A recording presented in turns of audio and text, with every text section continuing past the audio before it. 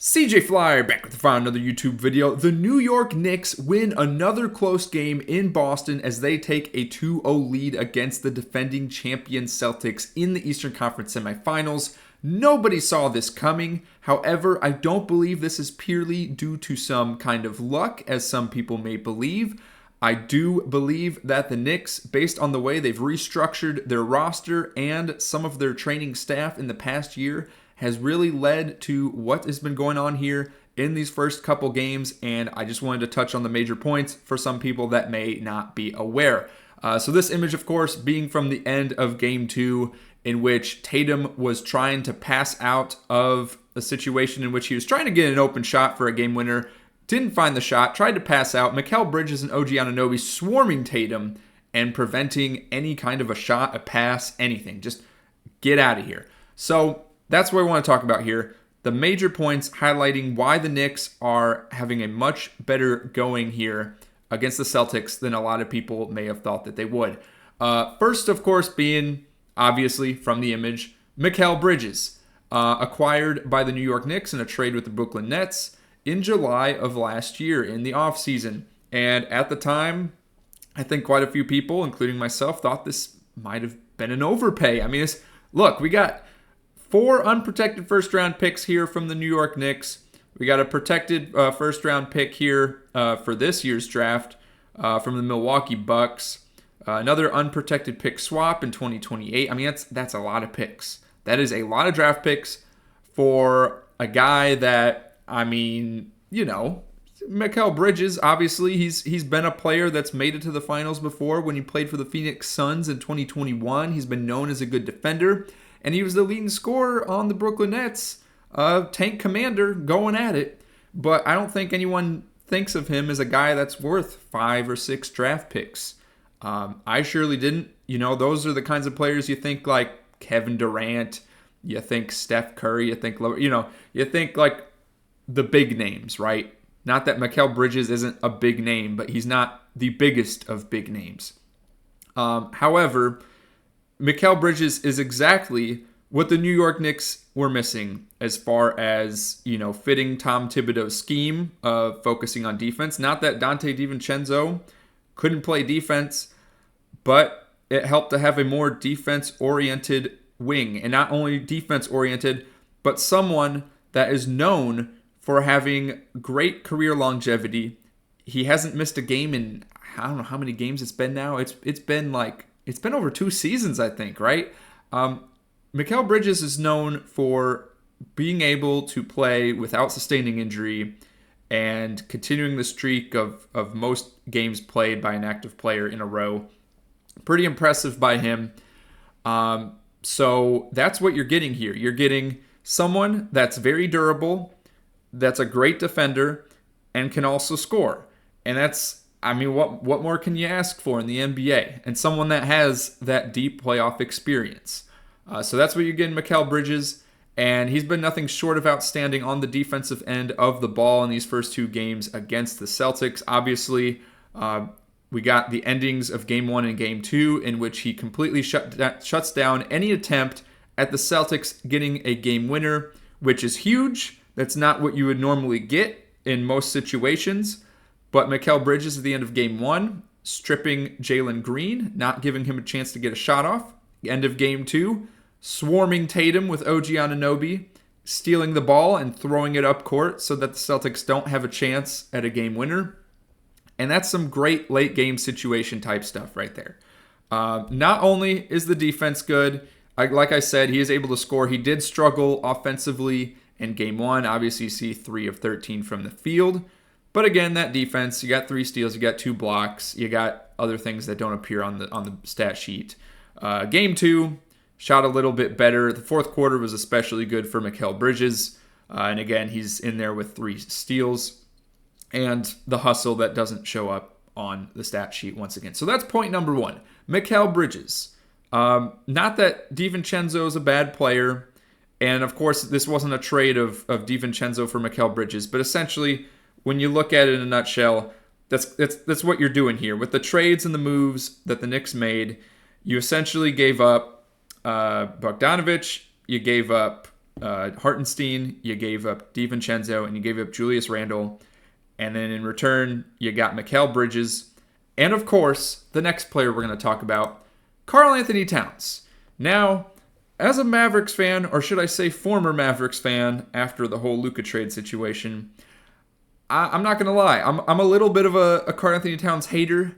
I didn't like, I don't know if I'd say incredibly dirty, but I did not like facing him in the Western Conference Finals last season when I was rooting for the Mavs. I did not like that matchup. I felt, he was being a bit rough, but hey, it's playoffs. Yeah, I didn't like Karl-Anthony Towns. I'm still not a huge fan of Karl-Anthony Towns. But I will admit, Karl-Anthony Towns, he's had his moments, and he's a great player, and he's exactly what the Knicks needed. So last season, the Knicks had the two big men that they were rolling out the most was Isaiah Hartenstein and, well, Mitchell Robinson was hurt, so it was Precious Achiuwa getting in there. And going into this season, of course, Hartenstein left in free agency, went to the Oklahoma City Thunder, great pickup by the Thunder. And the Knicks desperately needed some depth at the big position. So not that Julius Randle's a bad player, but the trade of Julius Randle and DiVincenzo for Karl-Anthony Towns made a lot of sense because they needed a 7-footer on this team, right? And Mitchell Robinson, as good as he can be, he's got injury issues. He's probably not a guy that you want to play 40 minutes a night. And so they needed another big, and they got another big. And the great thing about Karl-Anthony Towns, too, is it's not just a tall guy. Obviously, he's not known to be a rim protector by any means. But you're not just getting some random Joe Schmo 7-footer. You're getting a 7-footer that's going to, likely is going to average more than 10 rebounds a game. And on top of that, he's someone that can help you spread the floor, which is, it's more common in today's NBA, but with what the Knicks had last season, they didn't have bigs that could stretch the floor. I mean, a lot of times they're running small ball with Josh Hart out there as their rebounder, which, shout out to Josh Hart. Obviously, him being, shorter than the average in the NBA and still getting all those boards is tremendous. But he's no 7-footer out there that's able to get boards a lot easier. So, Towns, again, able to space the floor for you on offense if needed, and he's going to guarantee you 10-plus boards a night. Exactly what the Knicks needed. And, of course, he's a scorer, too, just in general, not just from the outside, but he can score the ball. So we look at the first two games. Again, Towns, game one, he's not the primary scorer by any means. You got other players for that. You got Jalen Brunson, of course. OG can put up some buckets, too. But Towns in game one, 14 points, 13 rebounds. Game two, 21 points, 17 rebounds. In both games, he didn't make a single three-pointer. But again, that option's there if the Knicks need it. That's the whole point. So it's good to have that. Mitchell Robinson not playing more than 24 minutes per game, which is great for him. Great for what, again, if you play Mitchell Robinson 40 minutes a night, you're probably going to run him off the court. That's just the truth of it. So there you go. And something else we've noticed, again, Tom Thibodeau loves to play his guys, especially his starters in the 40-minute range or higher. And, to some people's surprise, hasn't resulted in any major injuries yet. At least not, it's only a few games into this postseason so far, but so far so good. And why could that be? Well, the Knicks had brought on this guy right here, VP on the medical staff here, Casey Smith. Now, who's Casey Smith, might you ask?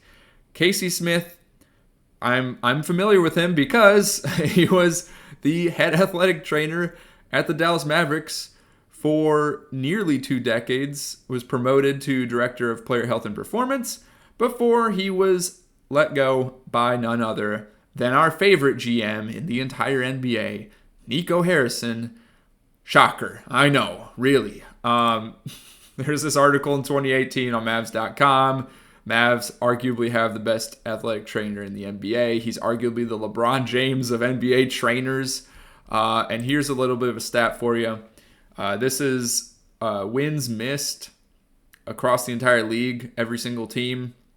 So the idea is it's wins missed due to injury, suspension, personal reasons. So the assumption is like each player has a certain number of wins added based on their performances. And so the Knicks, being towards one of the best teams in the league as far as fewest wins missed, and that would of course imply that players are not getting injured very often or suspended or missing for personal reasons. But obviously the large part of it is missing games due to injury. And for a team that's playing their guys, in some cases 40 plus minutes per night, and they're not missing games, I mean, that's tremendous work from Casey Smith and his staff. And of course, after the Mavs have let go of Casey Smith and brought on some questionable personnel, they're leading the league in wins missed. I know, big surprise, right? Who would have thought you fired or let go of one of the best training staff personnel in league history, and you do a 180 on it? Who would have thought? But this is not a video to talk about the Mavericks. This is a video to talk about the New York Knicks and why they are able to take down the Boston Celtics in these first two games. So, those are the main points so far that I've covered. Mikal Bridges, Karl-Anthony Towns, the addition to this team, they fit the roster very well. They fit the scheme very well, exactly what the Knicks needed. And then beyond that, of course, you got Jalen Brunson doing Jalen Brunson things, running the show.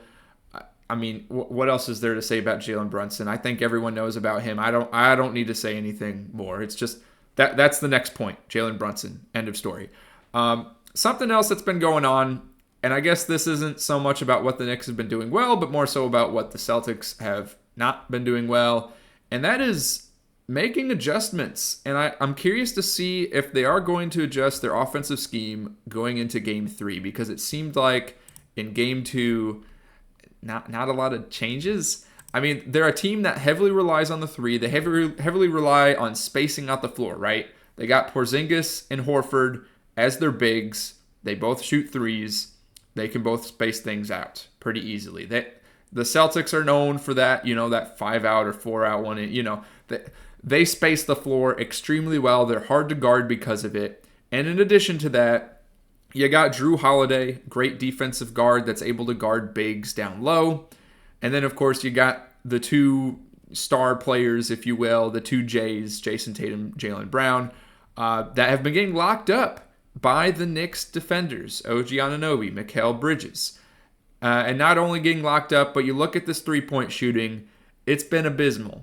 And whether that's the Knicks' fault or not, I'm not going to say that's entirely 100% because of the Knicks' defensive efforts. Watching the games, a number of these shots are open. There's no reason that they couldn't make them. But, it's like they say, it's live by the three, die by the three.